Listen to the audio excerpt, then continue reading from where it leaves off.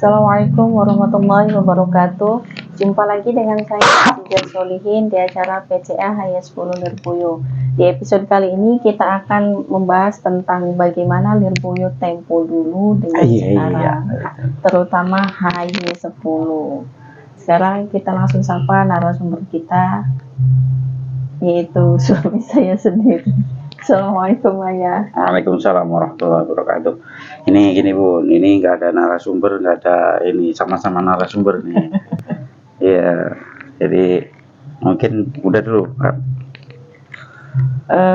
Sebenarnya banyak hal yang pengen Bunda tanyain ya, terutama tentang HY10 kemarin. HY terutama ya. HY. Jadi HY10 itu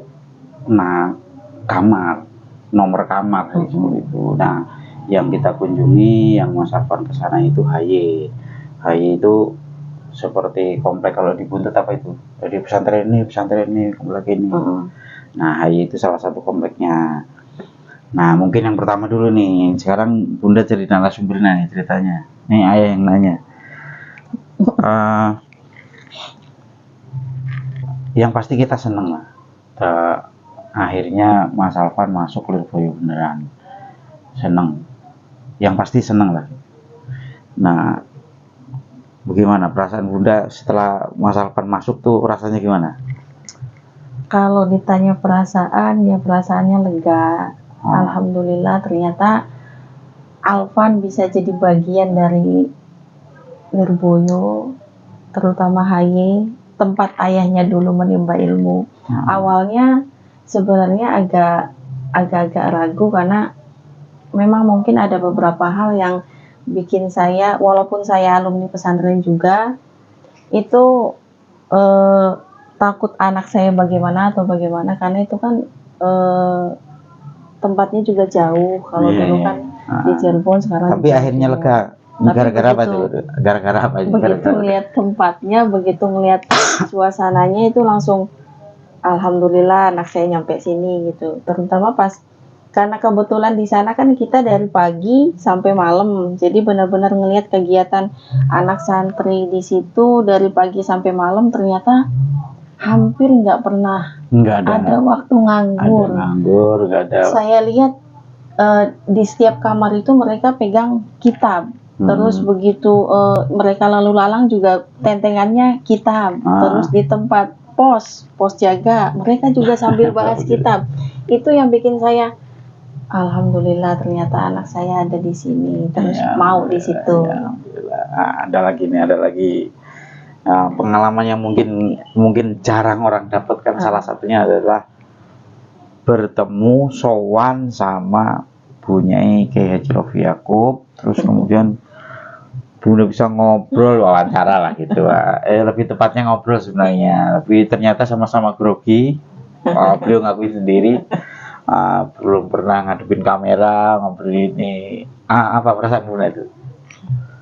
Saya juga sama sebenarnya, nervous juga karena di situ kan kita perjalanan dari Tuban, terus begitu nyampe ayah langsung bilang, udah langsung aja kita wawancara Bunyai. Waduh, tanpa persiapan, bahkan tanpa mandi, tanpa make up, tanpa semuanya, nggak ada briefing, nggak ada ini itu sama sekali. Tapi memang dari awal kayak podcast kita kan nggak pernah briefing sama sekali, jadi pokoknya natural aja gitu. Sekali lagi tuh, kita di sini kan bukan mau nyampein materi apa, tapi kita ya ngobrol aja. Mungkin ini apa ya, termasuk berbagi informasi tentang pesantren, terutama Lirboyo. Bahwa ada lagi nih Bun, yang kita alhamdulillah kita kesana tuh. Ternyata mudah-mudahan Cak nonton Bunyai, jangan dipanggil Bunyai nanti marah. Jadi kalau Bunda ya manggilnya Ibu aja. Nah, kalau Ayah ya manggilnya Mbak aja begitu ya. Karena begitu ketemu itu rasanya itu bukan ini, tapi rasanya ya seperti waktu Ayah mondok gitu ya. Ya alhamdulillahnya itu ketemu Mbak ketemu istrinya Kiai Haji Rofi Yakub, masih ingat betul. Malahan kita mau pamit Ntar dulu, belum hilang kangennya. Itu luar biasa. Kemudian Cakan, mudah-mudahan ini Cakan ya terima kasih, benar-benar terima kasih. Begitu ayah nongol begini, monggo nih langsung ini Masih ingat. masih ingat, benar-benar Sikapnya masih seperti dulu, bahkan yang ayah nggak habis pikir itu Cakan yang begitu sekarang jadi berubah. Mohon maaf nih Cakan ya, kita diom Cakan diomongin, tapi yang baik-baik ini alhamdulillah Cakan masih inget sama ayah, itu luar biasa. Begitu ketemu Caku sama yang luar biasa, ketemu Kiai Haji Abdul Qadir. Nah, kita biasa dulu manggilnya Mbah Bing. Begitu ketemu Cakan kita ngomongnya Mbah Bing Cakan masih inget. Alhamdulillah itu bisa ketemu. Wah, luar biasa. Ditambah lagi pas ketemu kok delalah Kang Nawawi datang. Begitu ayah kabarin, Gus enten Kang Nawawi nopo nih? Di Wawi. Itu walaupun agak begajulan Kang Nawawi itu, dia memang salah satu murid kesayangan Mbah Bing. Itu luar biasa. Makanya begitu denger Nawawi kalau nggak inget belum ini langsung nyari. Yang bikin Bunda kaget itu mungkin karena nggak biasa ngeliat hal yang kayak gitu ya, awalnya langsung kaget di depan kiai duduknya langsing angkat kaki di bangku. Itu salah satu istimewa Kang Nawawi ya. Dia itu ya apa ya, dibilang ya santrinya tapi temen gojolokannya, yang bisa gojolokin Mbah Bing itu hanya Kang Nawawi. Iya, sisanya tapi nggak ada. dari situ juga Bunda langsung berpikir lah mungkin memang saking deketnya jadi udah biasa gitu. Jadi bukan hal yang nggak sopan atau bagaimana. Nah, kemudian ini Bun, mungkin yang orang harus tahu itu bahwa kemarin kita daftar pondok, daftar madrasah, cuman habis berapa itu teman-teman selalu tahu ya. Jadi pondok pesantren Lirboyo yang begitu gede itu ternyata yang super murah, apalagi buat orang Jakarta ya. Nah, sementara yang pondok-pondok yang di mana-mana tapi itu memang ada yang versi mahalnya juga ada. Ya, versi mahalnya ada, tapi yang selama ini kita kan memang ya super murah lah, apalagi untuk ukuran orang Jakarta itu super murah. Super murahnya bagaimana? Kita daftar pondok, daftar pesantren cuma habis berapa itu? Enggak sampai 1 juta. Enggak sampai 1 juta. Nah, istimewanya lagi mungkin teman-teman harus tahu bahwa kalau di Lirboyo umumnya itu santri itu ya nyuci baju sendiri. Yang pengen masak silakan masak sendiri. Yang nggak seneng masak nitip uang di warung. Boleh. Cuman berapa kata Mas Afan? 250 selama 1 bulan 2 kali makan. Itu luar biasa. Masih terjangkau. Super terjangkau lah untuk orang ukuran. Jadi yang nama besar Lirboyo yang sudah kemana-mana itu ternyata begitu kita masuk. Nah, sayangnya lagi nih Bun, harusnya kita agak lama di sana, terus kita biar bisa berbagi sama teman-teman nih, kita bisa shoot waktu masuk sekolah, waktu keluar sekolah, waktu ngaji. Ini tuh nanti kapan-kapan kita mesti dapat itu, bukan untuk apa-apa, jadi biar semua kita tahu bahwa kegiatan di sana itu apa aja, terus ya pokoknya biar tahu bahwa ini ya nggak apa-apa kita mempromosikan, ikut andil mempromosikan. Ini ada hal menarik juga ya yang bikin Bunain waktu kita mau ziarah ke Gus Nur. Itu kan nyari makam Gus Dur nggak ketemu, tapi di situ di pintu makam ada santri yang lagi sarapan. Itu Bunda sampai mikir begitu dia sarapan selesai kelar cuci tangan, mungkin ada bagian piket bersih-bersih di situ atau apa nggak tahu, karena di situ juga banyak sapu-sapu. Begitu selesai cuci tangan langsung berangkat sekolah. Itu benar-benar berpacu dengan waktu luar biasa itu. Jadi bisa dibilang begitu masuk ke sana mungkin tidak ada waktu bergosip, tidak ada waktu main, karena lingkungannya itu. Jadi santri yang tadinya nggak rajin pun akan terpaksa harus rajin karena lingkungannya. Jadi nggak ada orang nganggur, nggak ada. Apalagi misalnya jam 7 sampai jam 9 pagi maupun malam itu jam wajib belajar.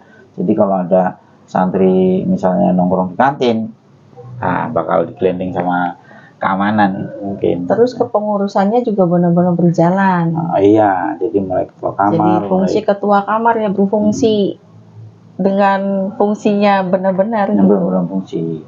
Mungkin ini Bun, yang satu lagi, apa yang membuat Bunda jadi akhirnya alhamdulillah Alfan akhirnya di sana dan dia bilang betah di sana. Apa yang membuat Bunda benar-benar nyaman melepas Alfan itu apa? Itu awalnya mulai tenang hati itu pas kita ziarah ke makam Mbah Karim. Mbah Karim. Gitu. Di situ Bunda kayak ngerasa kayak curhat lah, maksudnya nitipin anak gitu. Jadi semua kekhawatiran yang selama ini Bunda pikirin di situ udah mulai plong. Nah terus ditambah lagi dengan kegiatan santrinya yang begitu luar biasa padat, terus kiai-kiainya juga, maksudnya tanggapan kiainya ke santri, ke alumni itu welcome banget gitu. Terus kayak nggak ada gap antara ini santri, ini kiai, itu luar biasa. Hampir nggak ada. Terus ditambah lagi ketemu Ibu beliau sebenarnya seorang Bu Nyai tapi nggak mau dipanggil Nyai, terus selalu bilang aku duduk Bu Nyai tuh Mbak gitu. Terus di situ banyak hal yang ternyata bisa saya tiru. Apa pokoknya kita omongin nanti, kita omongin yang baik-baik ya, enggak. Mudah-mudahan ibunya nonton ya. Jadi Bu Nyai dengan santri yang begitu banyak itu nggak menjadikan beliau yang bagaimana gitu, tetap ya kayak seorang ibu. Terus ada tamu juga kayak teman, tanggapannya pokoknya enak lah. Bukan cuma sama kita, tapi sama semuanya. Karena waktu itu juga kita barengan sama tamu lain ya. Ada tamu lain, ternyata tanggapannya juga sama. Berarti memang pribadi beliau itu pribadi yang luar biasa.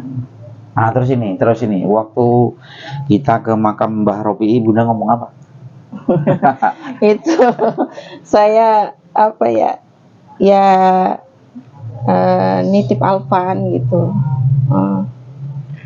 Apa ya, jadi agak-agak terbawa emosi ya, apalagi istrinya Mbah Ropi juga itu ayah agak gimana itu, wah lama banget ternyata gitu. Tanya mungkin ini Bun, sebenarnya kalau kita mau ini ya, beban yang mungkin agak mengganggu kita itu sebenarnya belum ada apa-apanya kalau dibanding beban-beban yang diemban oleh seorang istrinya kayak Haji Rofi'i. Kita mendengar banyak hal lah gitu, tapi akhirnya di titik ini ibu juga seneng, kita seneng lihat Mas Yubi, sering lihat Mas Yubi di YouTube, itu sering lihat Mbak Ida di YouTube, itu seperti ini malahan ini Ibu ya, Mbak Umi ya, saya kalau melihat Mas Yubi di YouTube itu agak-agak pengen nangis juga. Kenapa?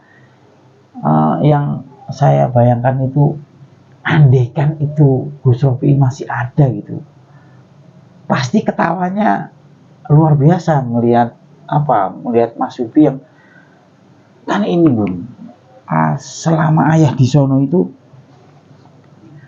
belum pernah kita dengerin Gus Rofi'i itu pidato sampai panjang gitu, sampai lama itu belum pernah. Jadi pidato ya to the point, apa yang mau disampaikan bis itu udah.